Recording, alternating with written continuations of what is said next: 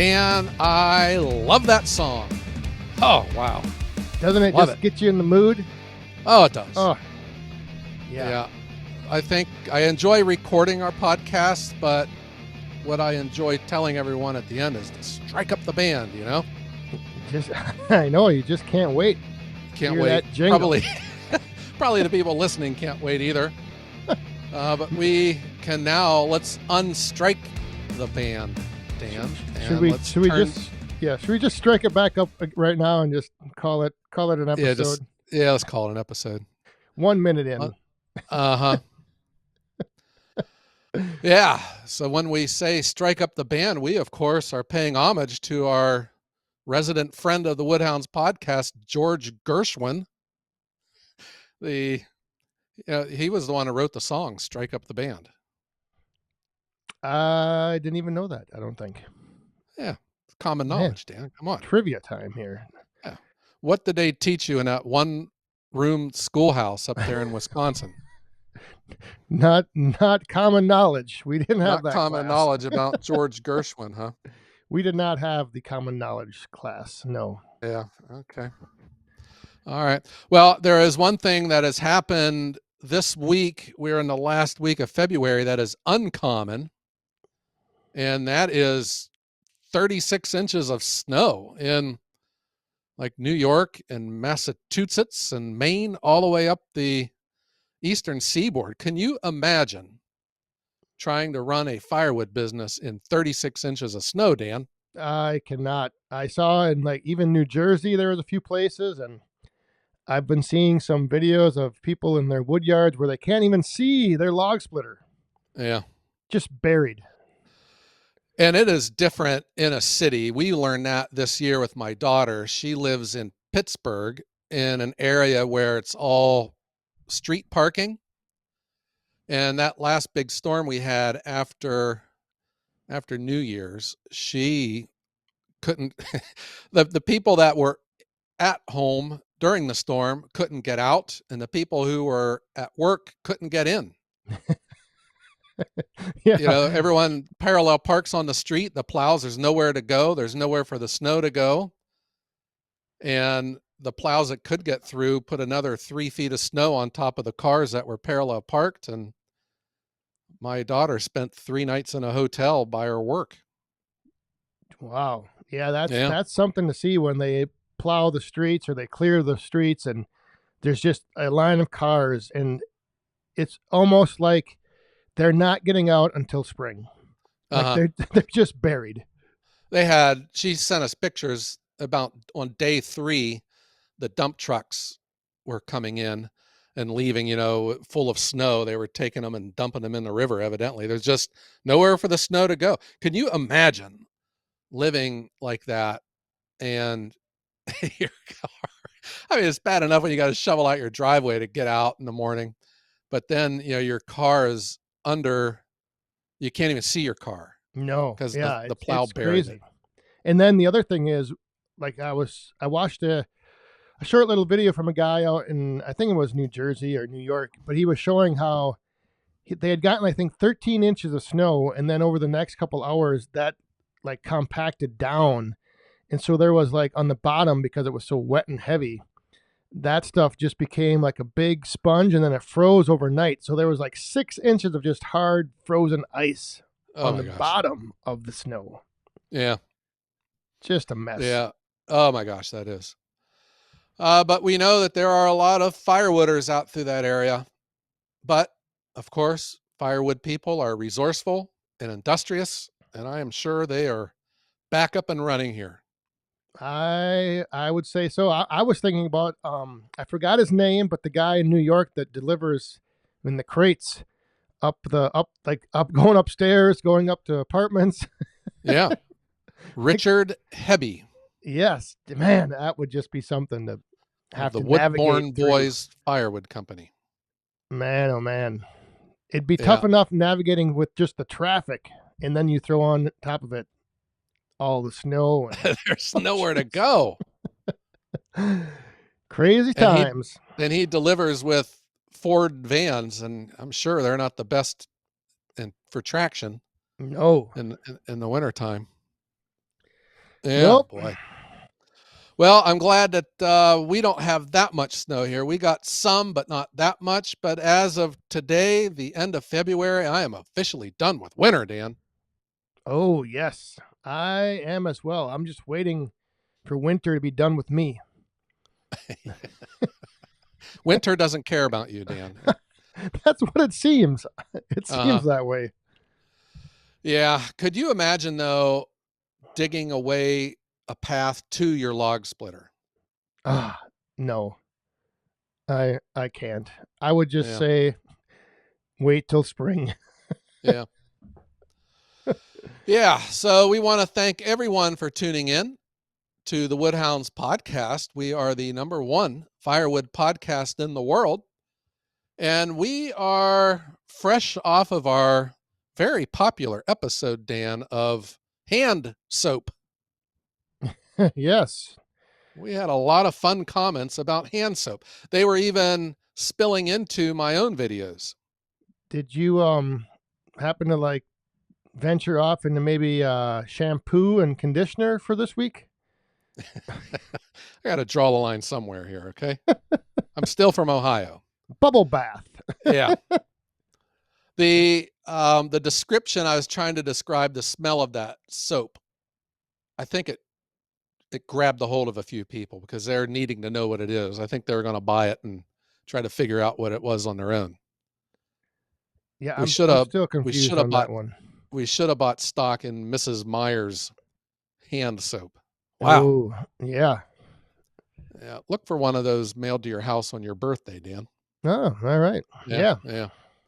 Yeah. But Dan, during that discussion, we briefly touched a subject that you read about on a social media platform that I have sworn to not look at this year, also known as Facebook.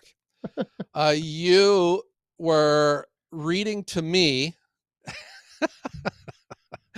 You were reading to me about a thread started by a person who sells firewood, and he asked a simple, genuine question about how can he. What was it? Did he want to make more money or sell more wood? No, it was about how he could take his firewood business and scale it up, but the only metric involved in the whole conversation was cords of wood. So it was, like how do I make more firewood? How do I produce more Or cords of firewood? or how does It's he grow his business? right. But the flip side of that is shouldn't the question be how do you increase your profits? Like how do you maybe sell, do you want to make more firewood or make more money? Yeah. I would think though, I guess in theory, if you make and sell more firewood, you're going to make more money. Yes. My comment to that was, my reply was, that's just one way. And that was what you and me were discussing because I had challenged myself. I could come up with 27 different ways of growing your business, one of which would be produce more firewood. That would be one. Yes. But to your comment and what you observed on this thread, the discussion pretty much just started with and ended on make more wood. More. Yes. Cords, more Yeah. cords, more cords. The more cords you make, the more money you will make. And that is yes, correct in theory, but don't you also I guess I looked at it as if you make more firewood, you either have to somehow then increase your production capabilities, which will cost you money. So at some point, like where do you go as far as like just getting into this rabbit hole where you're just in a spiral of always chasing, more output instead of more profit? Yeah. Well, I think, okay, this should go without saying, but we have to say it. I guess it depends on who you are and what your goals are, what your situation is. If you are running a bundle business out of your garage in your townhome community, I think 1,000 cords a year is off the books. Holy moly's. Yeah, that would be quite a few bundles. Yeah. So if you are, I, it's kind of like, let's get back to your that pink kayak that you own, Dan, about the river that you're going down. You know, sometimes the river is going to take you where it ends, and for some people, that might be in a gigantic yard with big piles of logs and big machines and massive output and a big crew and big money, big bucks. To others, it could just be a small garage with an electric splitter and a manual wrapper and a small bundle business that you're doing just to have fun. So, I guess for us to discuss this Facebook thing, we don't know who this person was that posed that question, but we can speculate. And if I play the percentages, the majority of people that are on that site are just normal people that do it by themselves, or they might have a buddy that helps them out or some family members. Yep. Am I right? Yep. Yeah. So it seems to me, and that was one of the first things I learned when I was going to turn my side hustle into a full time career. I quickly learned that I cannot do volume. And, volume's an ill defined word too, because 100 chords a year is volume, to some people, but it's a Mickey Mouse amount to others. Right. But for a one person operation, um, understanding what volume is, what you can do, what you want to do, because there's a lot to it. You got to have the place where you're going to have all these logs. You will learn right away that for most people, the loggers aren't like the pizza shop down the road where you need a pizza, you call them and they bring it to you. That was the impression that I had, and it doesn't work that way. So, you get no logs and you'll get them when they have them. And sometimes they'll bring 12 triaxle loads and sometimes they bring 0. So, what can you do for yourself in order to grow? And that Facebook post was mostly about, well, just make more wood. Right. But see, I read it and I got the feeling, and this is just me being the way I sometimes analyze things. I think he was in a position where he had produced, let's say, 30 chords, sold 30 chords. And I think he was asking the question in a sense of how do I make more without doing more work? Like without having to do 100 chords a year. Like Uh huh. how can I grow my business without having to go down the road of 1,000 chords a year? So maybe he feels 30 chords a year is his max Yep. that he can or wants to do. Right. And I think he Yeah. was looking for just ideas, kind of like what we talk about here quite often, like reducing the quantity, charging more for it. Like, is that, I think he was looking for options other than just produce more wood. Just, instead of 30 Uh huh. chords, do 90 chords. Instead of 90 chords, do 180. Yeah. Because, like I said, at some point you get to, you're just going down a rabbit hole chasing your tail, and you're spending more to make more, and then you're making more and charging less. And so you're, you're working more, you're doing more, but is it really sustainable as a, like you said, if you're just by yourself? Yeah. Well, that is the first thing that I had figured out is that I can't. I remember I did a video. I went to Walmart and I was discussing the business model of Walmart, which is a volume retailer. And if you compare Walmart to a specialty shop on Main Street of your downtown, it seems that the people who get into firewood are just like the people on Main Street who have a specialty shop, but they want to live and they think they have to operate like Walmart because Walmart will sell a 50-pound bag of fertilizer for 10 bucks. And the shop on Main Street will sell, a 5-pound bag for 10 bucks. Yeah. And that is the economy. And that is a business guy who got on the Main Street to open up his business. That's how he is going to make a living.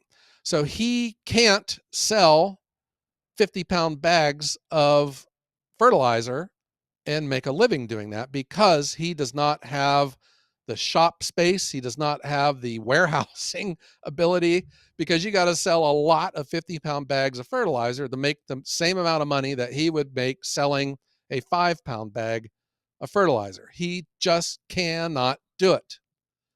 And I see with like firewood people, they all walk into this business trying to copy a Walmart high volume model of selling firewood. And that's where, and then I think they quickly get hit with the reality of this is like, holy cow, I have to sell my wood for this cheap to keep up with the competition. Oh my gosh, I have to make more money now because I have to sell it at this. I don't think for a lot of people, it doesn't dawn on them that there's other ways of doing it other than making more firewood, following this volume model. That is a good analogy. Yes, I agree. That is it's that big step you take from being a hobbyist, and there's the jingle we haven't heard in a few weeks, to being a professional firewood supplier. Yeah. Now maybe we can get our good friend JB off our back. He always reminds us when we don't say the magic word. JB loves hearing that jingle. He loves hearing the word. He loves the jingle. Yeah. So there you go, JB. Uh-huh. Yeah, Dan. So that is the way I see it, but it also doesn't surprise me that even with that question posed, that the discussion didn't get turned back to, well, you're just going to have to make more volume. You're going to have to sell more firewood, which continues to be a criticism that I have of the firewood industry. There's not a lot of creative thinking in it. You know, you and me both represent different ways of making money in firewood. But as with our hand soap discussion, if I mean, when you think about every industry that's out there, I just kind of laugh and I think, wow, if the firewood industry was in charge of mulch, because you can buy a 50-pound bag of mulch at the gas station for $10, but you can get an entire cubic, a big scoop Dump of it. truck full. Yeah. Yeah. I want to do a video one time where I'm going to wait for someone that's going to be buying a bag of that mulch to throw in the trunk of their car. I'm going to run up to them and ask them if they know that they're getting ripped off, because you can buy a whole dump truck load of it. And then the person will say, but I don't need a dump truck load. And I would say, but that's not important. What you Right. want is not important. Yeah. Yeah. Yes. Make sure you've got the camera rolling for that. Watch me get kicked to the curb. Oh, Yeah. yeah. That seems to be a common theme that I've heard you mention a few times now. That there's just a lack of, I guess, creative thinking in firewood, and people will just look at how it's always been done. And I think it's like I said, I think I mentioned this before. It's a big fear of people have all this firewood. They see some guy down the road post it for way cheap, and then they think that's the metric they have to then set their pricing to. Like everyone's in a race to the bottom. Uh-huh. And it's like they only think of the wood. They don't think of the service and all of the other things that you can do that can add value to what you're selling and which can command a higher price. I just don't see that type of professional mindset. And I don't even mean, you can still be a hobbyist, Dan, but you can be professional about it and create a product that you can command a higher price for. There's a lot of different things. And I just simple things like wearing a uniform T-shirt, just things like that.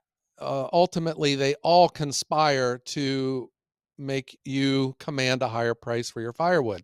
So there are, within that whole theory, there's 27 different things that you can do that can help you make more money. And the simplest one is just raise your price and do nothing else, but just raise your price. You're still going to sell your firewood. And that is, ultimately too, that everyone has this fear that's unfounded too, that they're going to be stuck with all this wood. And I say, no, go out and, if you find cheap firewood, buy it and then resell it for more and just make it worth your time. You will sell every stick of it. You will never have a stick of firewood that you will not sell. And if you do, it'll still be good and be ready to sell next year. Yeah. It won't spoil. It won't, it There's won't no spoil. expiration date. There's no sell by date with Yeah. firewood. Well, it'll eventually spoil, I guess, but Well, yeah, yeah, eventually, but keep it stacked and dry. It's good, man. In fact, you can even sell it for more because it's advertised as 2-year-old oak. People eat that oh, stuff up. yeah. Heck yeah, man. Yeah. I remember we had the lady from the Don't Move Firewood campaign, and she was talking about 2-year-old firewood because it is safer from invasive species, because Yes. all of the hitchhikers would have eventually left that wood. Yes. So you can market that wood to people who are sensitive about the health of their forest and their local environment, and that is something that you can charge a premium for. Look, there's 28 ways now, Dan. Oh, yeah. Yeah, One of the certifications in Wisconsin here is heat treatment, either 140-degree temperature for 60 minutes or 2 years seasoned. yeah. I had a guy ask me for that once, and I said, "Well, that ain't going to happen. That's not, that ain't going to happen." I did have 2-year-old oak that I sold once, and I did charge more for it, and it was 2 years old because I forgot all about it. Oh, Yeah. Yeah, but I'm not going to sell my seasoned wood for what I sell green, and I'm sure not going to sell 2-year-old wood for what I would sell seasoned. Heck no, man. heck no. Yeah. This is not a nonprofit organization. Oh, Yeah. well, so there you go. If you were wondering about your firewood business and scaling it up, maybe this gave you a little insight and was helpful. Yeah.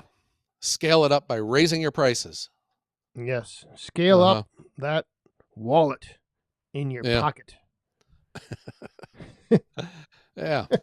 Well, Dan, what do you think? We invoke the name of George Gershwin, and I Yeah. guess the UCLA football has a song called Strike Up the Band too. Now that I know that little tidbit of info, yeah, Yeah.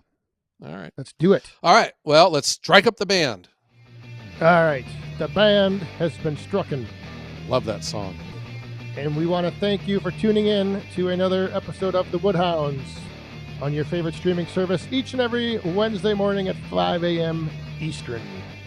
Yeah.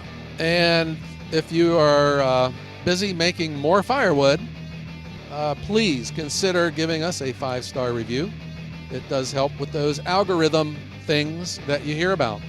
So, Dan, let's tell all of our listeners out there to sell, More firewood but you don't have to. if you raise your prices. Unless we want to buy it, and we'll ask for a discount. And have A great day.